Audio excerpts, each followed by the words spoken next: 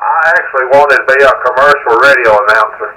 And you can imagine an 18-year-old boy coming out of the hills of Tennessee, not knowing the politics of whatever getting a job. I ran up to the local radio station and went in and knocked on the door, and when he let me come in, I told him what my name was and what my ambitions were, and I stuttered the whole time, and he was very nice. He looked at me, he said, "Son," said, "I think you need to pick another career." Okay. I tell you though, we've got a little station. You ever heard of Mount Airy, North Carolina? No, I have not. Well, it's a hometown of Andy Griffith, and they've got an AM radio station, WPAQ Mount Airy. That Andy Griffith show is about Mount Airy. You know, he lived there. He never did bring the name of the town in the show, but you know, you knew because of they called it Mount Pilot. They always would use the name Mount Pilot. Everybody knew it was Mount Airy. They knew where he was from. But that little radio station up there, it's a country. Oh boy, it is a country, old time and bluegrass and gospel station.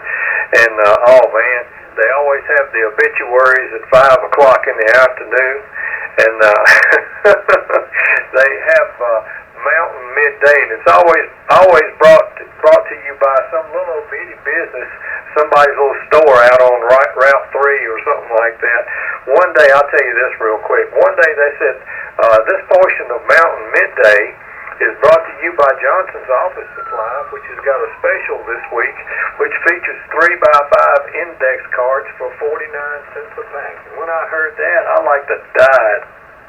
Well, I misunderstood your name there. I have been there. Been to the museum he's got.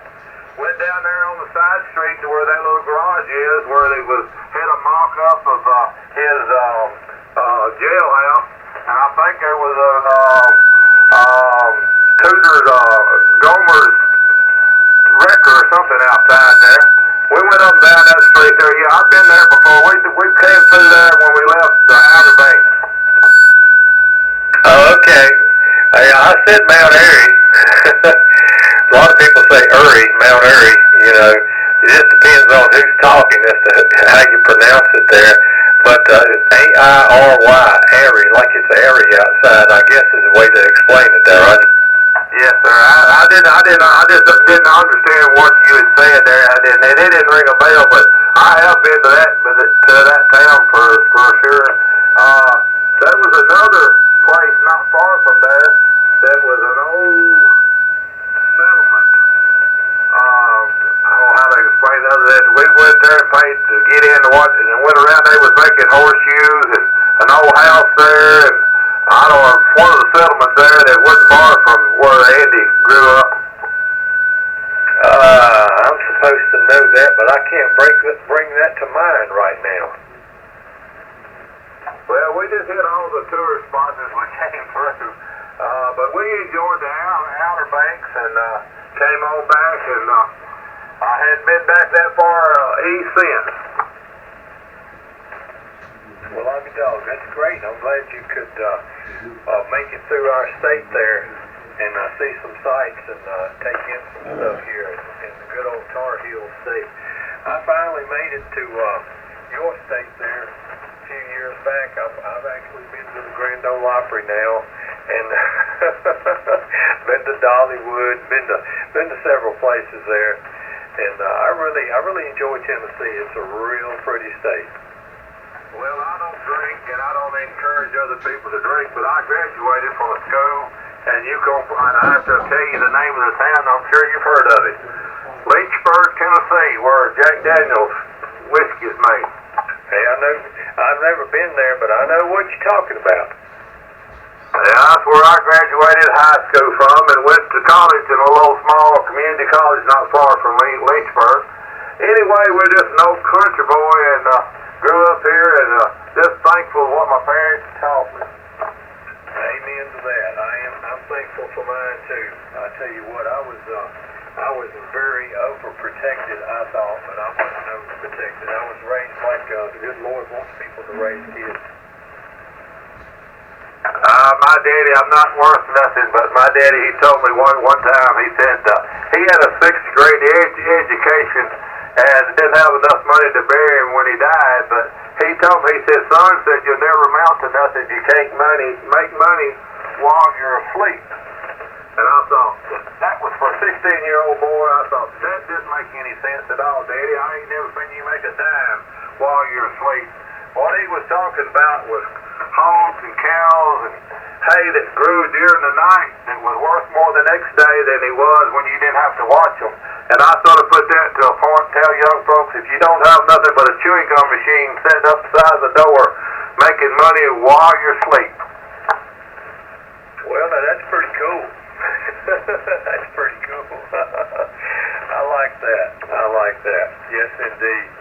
You know, I tell you what, when I was a kid, we had kin folks that lived out in the country, and it was a curiosity to go see the cows and the hogs and the chickens and the stuff like that. And my mama's Aunt Mary, she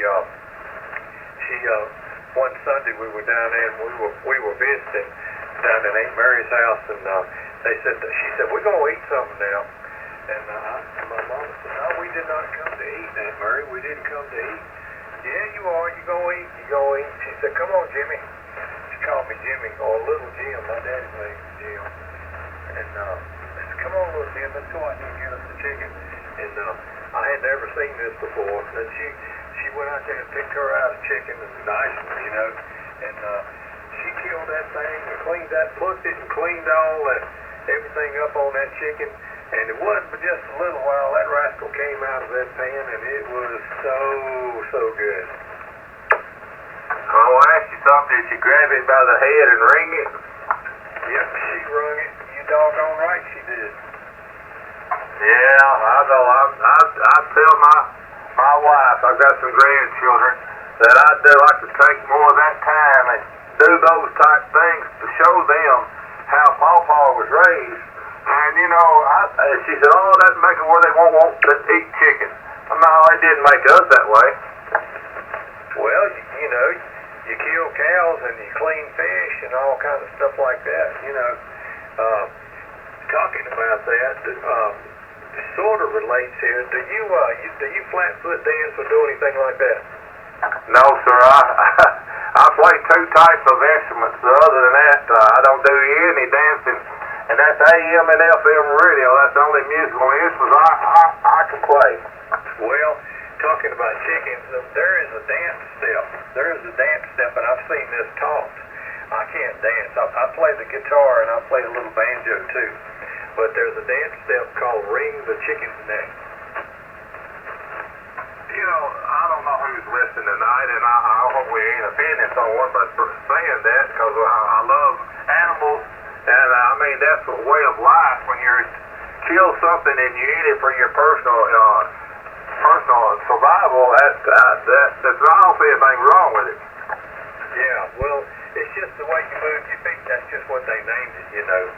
But I tell you what, you know, folks go out here and they get them a McDonald's burger, and they get them a Chick-fil-A sandwich, and they get them, you know, a fish plate at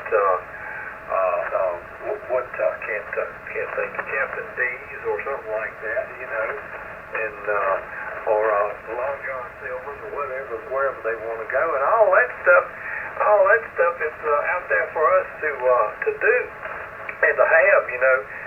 God made this stuff, and the book says, you know, you're going to have dominion over them, you know, and the beast of the field and the fowls of the air and that kind of thing.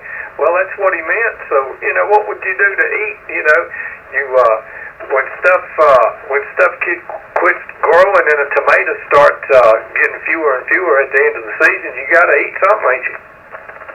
Yes, that's right. That's exactly right there. We all grew up that way, and I've enjoyed what I've done thus far with my grandkids, because you never know when things might get rough. Our kids and children now think that everything's going to come from Kroger's, but you need to know how to can it and survive. Well, I tell you what, I've got me some, friend of mine gave me some good country sausage, and I got a freezer with the right much of that in it, and I can't wait to get